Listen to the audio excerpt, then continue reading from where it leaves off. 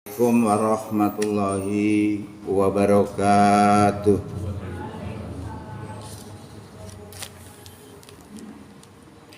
Alhamdulillah. Alhamdulillahilladzi arsala rasulahu bil huda wa dinil haq liyudhhirahu 'ala dini kullih walau karihal musyrikun. Asyhadu an la ilaha illallah wahdahu la syarikalah wa asyhadu anna Muhammadan abduhu wa rasuluh la nabiyya ba'dah. Allahumma shalli wa sallim wa barik ala Muhammad wa ala alihi wa sahbihi wa sallim ajma'in, amma ba'du. Bapak Ibu jamaah Masjid Al-Amanah rahimakumullah. Syukur alhamdulillah di pagi hari ini kita bisa hadir untuk salat zuhur berjamaah yang dilanjutkan dengan kultum dalam rangka menambah wawasan keislaman kita, sekaligus menambah mantapnya keimanan kita. Mudah-mudahan kehadiran kita di pagi ini diterima amal soleh di sisi Allah Subhanahu wa taala. Bapak Ibu yang kami hormati, pada pagi hari ini kami sampaikan dua ayat Quran. Quran surat Ali Imran ayat 103 dan 104. Yang berbicara di sini tentang persatuan. Ya. Kemarin saya mengisi di Dewan Masjid itu, wakil wali kotanya kepingin persatuan, karena dianggap negeri kita ini sekarang nggak bisa rukun gitu. Nah, kepingin persatuan itu. Oleh karena itu kami sampaikan di sini terkait dengan hal itu. A'udzubillahi minasyaitonirrajim. Bismillahirrahmanirrahim. Wa'tasimu bi hablillahi jami'ah. Berpegang teguhlah kamu sekalian dengan tali Allah. Kabel, dianggap tali. Jami'an semuanya. Yang dimaksud tali Allah itu apa? Nah, itu ternyata dalam sebuah tafsir Quran disebutkan bahwa itu adalah Quran. Dikerek kok dhuwur melisor. Oleh Nabi kita Muhammad SAW. Jadi dianggap itu adalah sebagai Al-Quran. Jadi berpegang teguhlah kamu dengan kitab Allah Quran, itu jami'an semuanya. Wala tafarraqu, dan jangan kamu bercerai-berai. Nah, jangan kamu berpecah belah. Ini masuk larangan ya, belah. Wadhkuru nikmatallahi alaikum ilingo sira kabeh marang nikmati Allah alaikum ing atas sira kabeh. Id kuntum tatkalane sira kabeh ana adaan iku dadi permusuhan. Fa'alafa baina qulubikum, banjur Allah jinakno ing antarane atimu. Lah niki diceritakan dalam sebuah riwayat itu bahwa ada suku yang namanya suku Aus dan suku Khazraj. Niku perang tahun, bunuh membunuh sebelum Islam datang. Kemudian Islam datang, itu dijinakkan hatinya oleh Allah. Fa asbahtum bi nikmatihi ikhwana, mongko dadi sira kabeh ku apa bi nikmati kelawan nikmati Allah ikhwanan, sedulur. Jadi permusuhan perang tahun itu terhapus karena Islam masuk, kemudian menjadi bersaudara. Wa kuntum lan sira kabeh iku ala safa kufrati minan nar, berada di tepi jurang neraka. Dulu fa angkotakum minha, banjur Allah nyelametno sira kabeh saking tepi neraka iki. Kadzalika kaya mengkono iku yubayyinullahu, Allah jelaskan lakum marang sira kabeh ayat Allah la'alakum, supaya muga-muga sira kabeh iku tahtadun oleh pitutur. Nah niki setelah perjalanan sekian lama, orang-orang yang dulunya bermusuhan lalu menjadi bersaudara. Itu orang di luar Islam tuh gak seneng. Gak seneng lalu nyamar di situ masuk kepada kelompok itu untuk apa? Membangkitkan permusuhannya dulu. Dibangkitkan macam-macam sehingga akhirnya apa? Terbakar. Akhirnya jangan perang lagi. Nah, jangan perang maneh akhirnya terdengar oleh Rasulullah melerai. Diingatkan lagi ayat itu tadi. Sudah diberi nikmat bersaudara. Jangan dirusak. Slogan-slogan yang jahilah itu dimunculkan dulu. Padahal saya ada di sini, kenapa dimunculkan slogan-slogan seperti itu? Akhirnya reda, menjadi tenang kembali. Nah sekarang ini sama sebenarnya. Jadi sekarang ini kalau wong Islam itu rukun, waduh, caranya apa? Misalnya NU, Muhammadiyah misalnya, rukun, gak seneng orang itu. Ya apa isanya pecah? Masuk pada dua kelompok itu, membangkit-bangkitkan. Padahal NU dengan Muhammadiyah itu dulur tunggal guru.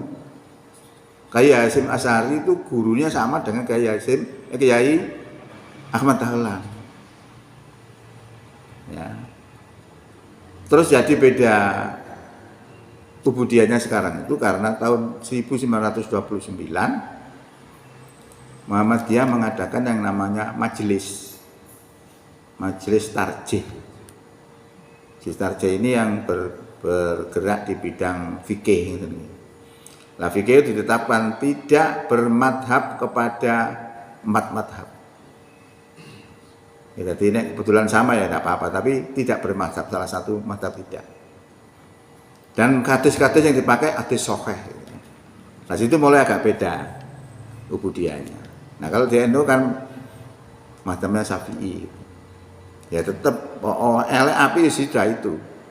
Dan Muhammadiyah enggak ada perkembangan. Nah itu mulai beda. Tapi dulur. Nah kalau kita masuk ke ini ngejur itu gampang, mlebu ae. Oh, Muhammadiyah mati digeledak notok. Koyok kewan. Akhirnya kan dimangkel.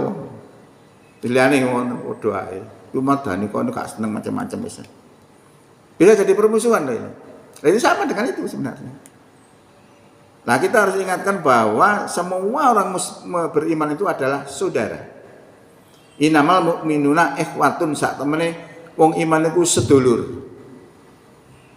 Nah kadang-kadang orang itu beda, musuh tanpa kasih sayang. Sama orang beriman musuhan, nah, kan repot juga. Maka diingatkan dengan ayat ini tadi supaya kita bersyukur karena Allah sudah menjadikan yang asalnya bermusuhan menjadi bersaudara. Bapak Ibu yang kami hormati, kemudian ayat berikutnya menjelaskan wal takum minkum ummatu yad'una ilal khair. Dan adakanlah dan ndaklah ada lan supaya ana minkum sanga-sanging sira kabeh apa ummatun suatu umat. Nah, umat ini bisa diartikan macam-macam. Bisa diartikan grup, bisa diartikan organisasi, sekumpulan manusia. Yad'una yang mereka itu menyeru ilal khair kepada kebaikan. Jadi ya, perintah Allah ini supaya diantara kita itu mengadakan suatu umat yang umat itu memiliki ciri menyeru kepada kebaikan wa ya'muruna bil ma'ruf dan menyuruh kepada yang ma'ruf wa yanhauna 'anil munkar dan mencegah daripada yang mungkar. Wa ulaika humul muflihun dan mereka-mereka itu adalah orang-orang yang beruntung. Jadi di sini ada semacam perintah, ya, bukan semacam perintah nih dari Allah untuk membuat suatu organisasi, kelompok manusia, kalau bahasa Inggris mungkin grup gitu ya, yang memiliki ciri yad'una ilal khair, menyeru kepada kebajikan dan menyuruh kepada kebajikan dan menyuruh berbuat ma'ruf dan mencegah kemungkaran. Lah ayat inilah yang menjadi dasar Muhammadiyah itu didirikan. Setelah Kiai Haji Ahmad Dahlan belajar di Arab Saudi selama sekitar 4,5 tahun. Itu masih berumur 15. Berarti kalau 4,5 tahun katakanlah 5, berarti pulang masih 20. Nah kemudian setelah pulang dari Arab itu semangat juangnya belum ada, biasa-biasa saja. Lalu disuruh oleh nama Jamiatul Khair itu kembali lagi, belajar lagi. Akhirnya di sana ketemu muridnya Muhammad Abduh, Rashid Ridho dan sebagainya. Lalu di situ mulai semangatnya tumbuh. Apa yang harus dikerjakan untuk Islam ini? Berkobar semangatnya. Pulang.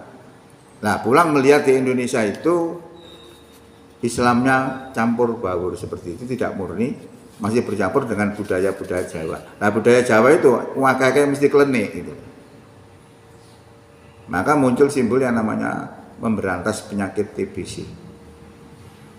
Nah, dari itu kemudian diberi semangat dari pelajaran yang kedua itu, maka dibuatlah yang namanya organisasi Muhammadiyah. Jadi kalau kita misalnya sekarang sebagai pengurus di Muhammadiyah, itu artinya kita melaksanakan perintah itu. Karena berada di dalam Quran itu kita. Kan itu sebenarnya. Sehingga di sini disebutkan oleh Allah, ciri-cirinya organisasi itu adalah amar ma'ruf nahi mungkar. Menyuruh berbuat ma'ruf dan mencegah yang mungkar.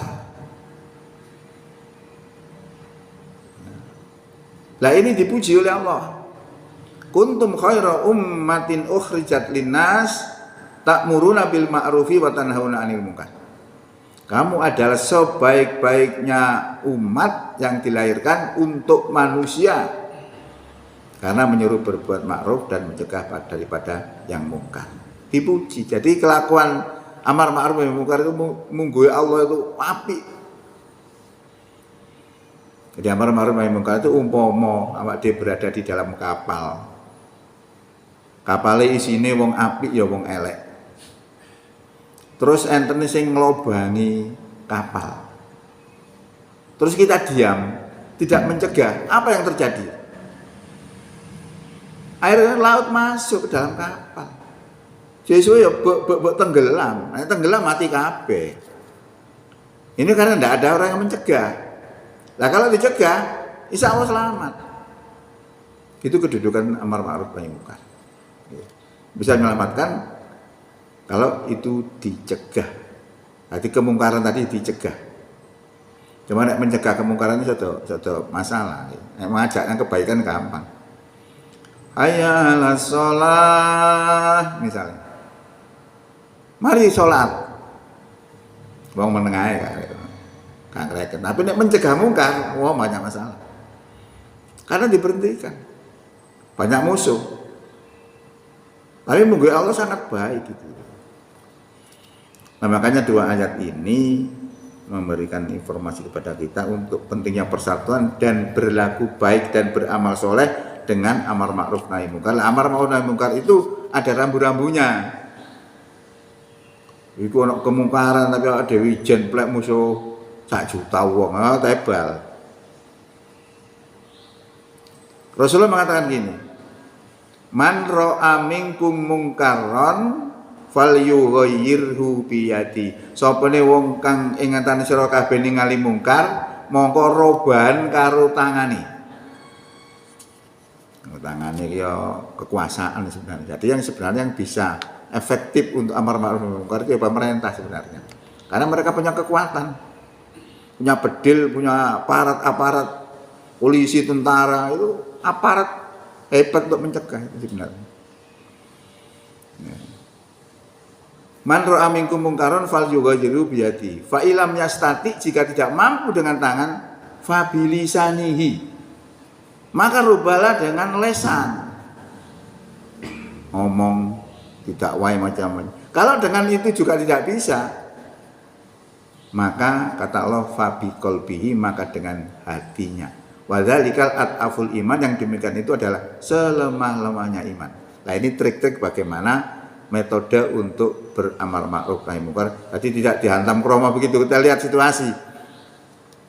Jadi di sini juga merupakan kebijaksanaan dalam mencegah kemungkaran dan menyuruh berbuat yang ma'ruf dan mencegah yang kemungkaran. Mudah-mudahan dua ayat ini bisa terinspirasi kita untuk kita saling bersatu satu dengan lainnya, karena kelompok-kelompok itu tidak menjamin masuk surga. Yang masuk surga itu adalah iman takwa.